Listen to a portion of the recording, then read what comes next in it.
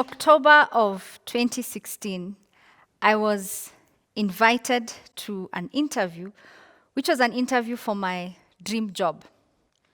The call came on my birthday, and that was quite serendipitous. And as fate would have it, I actually got the job. So in 2017, I started my dream job. In fact, it felt like everything I had done prior to this was to prepare me for this very moment. I had prayed about it. In fact, I had prayed for a job where I could live and work in the same place, and that prayer had been answered.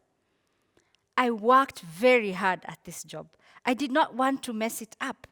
I didn't want to mess up a gift that had been given to me so generously. I worked so hard that there were 3 people in my marriage: my husband, myself, and the job. I would wake up at 3 a.m., not to pray, but to send emails. That's how hard I worked. I gave it my all. Then in 2019, there was talk of restructuring. And one day, on 3rd May of 2019, I was invited to a meeting in a boardroom. This meeting ended with my job ending. It felt like I had been hit by a big stone. I was so shocked because the last person I had expected to lose their job would be myself. I remember sitting in that boardroom after the others had left, the people who I had the meeting with, and looking around and remembering how I had sat in that same boardroom, attending meetings, conducting interviews, contributing to big decisions because I was in senior management. And now this same boardroom was where I received this very harsh sentence. I felt betrayed, disappointed, and most of all, completely unprepared. I called my uncle. Why did I call my uncle? Because it felt like this moment required somebody older than I was.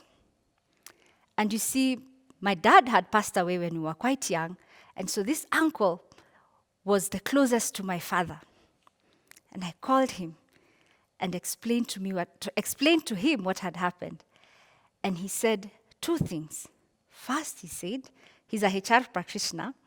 He said, don't sign anything first, right now. And secondly, Elishibah, you're still young. You're going to be okay. Then he asked if I had called Poriot. Poriot is my husband. And I said I hadn't. And so I needed to now call Poriot. And when I did, he was in a meeting. And so I put on a very light voice and said, no, it's okay. When you're done, just call me. And later he did. The 3rd person I called was my mother. My mom and I are very close. She's my best friend and confidant. And she's also as emotional as I am. So she started crying. And I also was crying, obviously. And I felt like I had disappointed her. And of course, later, I realized she was crying for me as her child, the way you would as a parent when you feel sad about something that has happened to your child. The last thing she felt was disappointment. I then knew that I needed to, at some point, leave the boardroom. I sat there for about an hour, crying and preparing myself to leave that room because I knew once I left it, I now needed to meet the world. And I knew I had to leave the compound. And so I got in the car and started driving. And as I was driving away, and I wasn't sure where I was going, I started to ask myself, had I been too happy about this job? Was I presumptuous? Had I been proud about it? Why was God punishing me this way? It also felt that perhaps this was the beginning of the rest of my life, which was going to be a life of misery. I had agreed to meet with my husband at a mall, at a certain mall. So we met for lunch at a restaurant that we usually met. And it was very interesting sitting there and thinking, these people think that I'm the same Elishibah who was here last week. What they don't know is that this is a new Elishibah who has just lost her job. And I remember when Poriot showed up, the first thing he said, which he says often, is, or rather was, we're going to be okay. In my mind, I was like, well, that's easy for you to say. You're not the one who's lost a job. Part of me leaving the job also entailed my family having to move. And this was really heavy on me because they had moved on my account. And now I had to destabilize them again and find another home for all of us. I kept asking myself, will this mean that the children have to change schools? I'm disrupting everybody's life. And that was very painful. There was a farewell party that was held by all staff for me.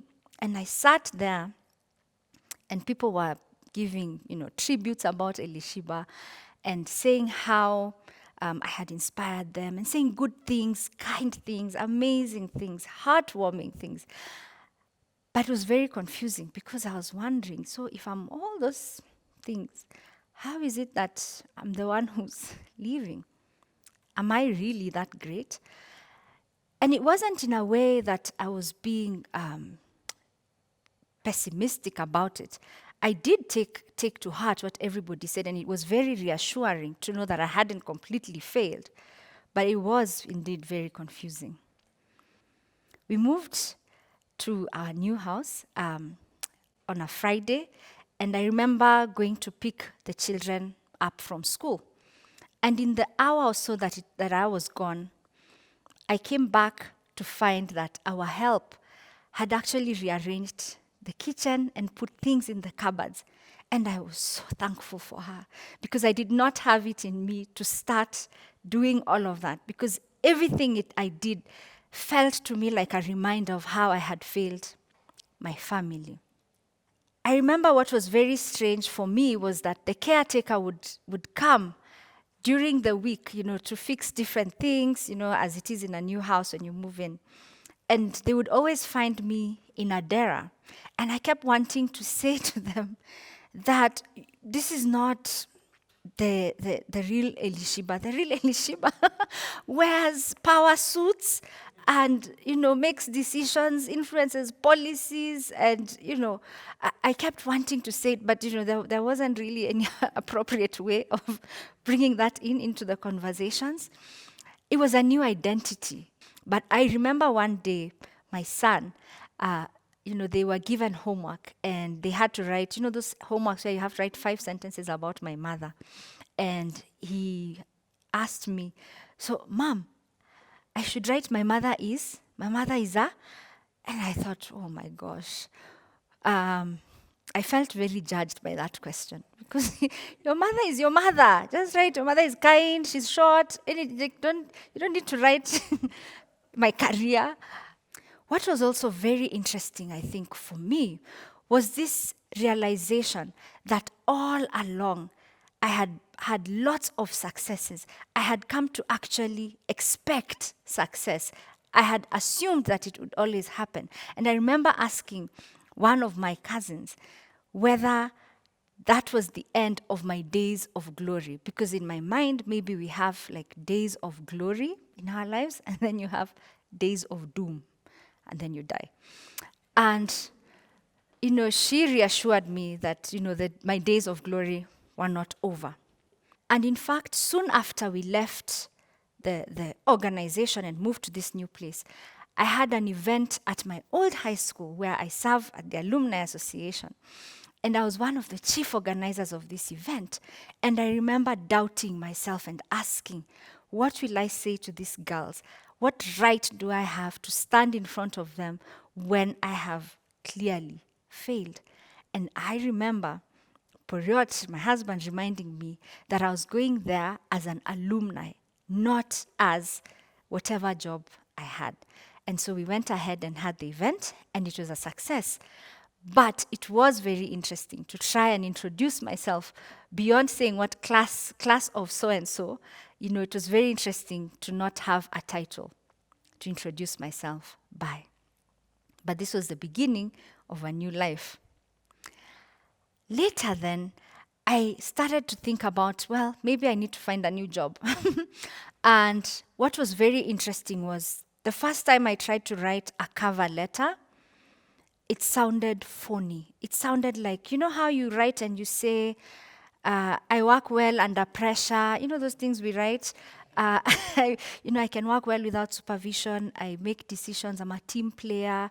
All those things, they sounded very phony. And I felt that whoever would read my cover letter could tell that it wasn't coming from a place of sincerity. And so it took some time before I could even apply for jobs.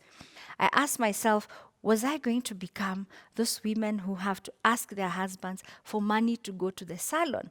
And I really did not want to see myself that way, because I had gone to school, I had gotten good education, I had gotten scholarships, studied abroad. So the Elishibah Msengeti Poriot that I knew was not supposed to be one sitting at home wearing a dera and waiting to be given money to even go do a blow dry. As time went by, and the COVID pandemic came, I went through coaching, and, that really helped me to try and to realize that there was more that I could offer the world. And it is from that that feeling of what else can I do? What else can I give the world? Is my experience and education all going to waste, or shall I use it for something? And this was the birth of the classroom outside. The classroom outside is this organization that I founded where we train people on life skills and leadership. And we do this for young people, youth, teens, and adults. But let me tell you, getting to the classroom outside took work. And I remember the first time that I had to do the first session. And, I wanted to start with the sessions on social media first, like an Instagram live. And I remember I made a poster, and I made it myself. I used collage. I couldn't even trust myself enough to ask anybody, to expose myself by asking someone to make a poster for myself. So I made the poster. And I remember, it was on a Friday, and this session was supposed to happen on a Saturday. And then I remember asking my husband, how do I share this post? And he said, the best way is to put it on your WhatsApp status. And I said, but on WhatsApp status, everyone who has my number will see it. And he said, yes, that's the point. They're supposed to see it so that they can attend this event. And I was so terrified, because I thought that the people who would see the poster would laugh at me, would think, who does she think she is? What right does she have to teach us anything about life, about success, about leadership, about life skills? And I discovered, I guess, in that moment, just how small this experience had made me feel. The following morning, I woke up at 4 a.m., even though my session was actually starting at 11 a.m. I needed all these hours to prepare. And I remember just sitting in my living room and crying and saying, I'm actually doing this. I'm doing this. I'm putting myself out as Elishibah. And whoever attends is going to attend not because I am Elishibah associated to a certain organization, but because they want to hear from me as the person, as an individual. And so at 11, I went live, and people showed up, and that was the beginning of my healing. It was not the end, but the beginning of my healing. Because just as my coach had told me, I realized I had something still to offer the world. I realized that there were so many people who had gone through issues, problems, tough times in life, but never had really a platform where they could share these stories with other people. And so it was very nice. Every session we had every weekend, it brought people together and they talked about their experiences. I think one of the things I realized is that failure is sometimes such a private thing. We hide it so well. We cover it. We even cover it with pictures, with smiles, even makeup. Yeah? And there was something very liberating about being able to strip ourselves of that and say, actually, here, I failed. And some of the people that I had really admired also got a chance to share their own experiences of failure.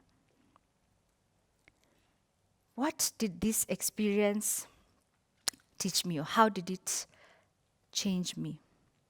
Changed me in many ways. For one, I'm more empathetic now when somebody says they've lost their job or their business has gone under. I know what it feels. Secondly, I don't ever take it for granted when something goes well, when I'm successful in anything. I think I had become a bit presumptuous of success. Now, anything that goes well, I am super, super grateful for it. The other thing that I realized, which was, I guess, maybe what this whole experience was supposed to teach me, was that there was an Elishibah that exists, that has value, devoid of any title. And so now, I'm not very keen on titles. They don't say much about who you really are. Not to say they're not important. They're great. But I'm not as keen on them.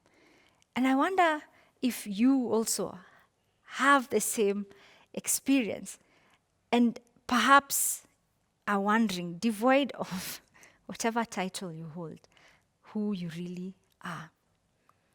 Lastly, remember how I told you I felt like I had been hit by a big stone? And I was asking myself, I prayed about this, and we're told God will fight your battles. And I was like, how did he really fight this battle? How am I the Goliath? How am I the one who's being hit and falling? What I realized is that you can rise again after failure. And so I since found another job. The classroom outside is still running. And what I learned is that you can rise again. Was this my last failure? Probably not.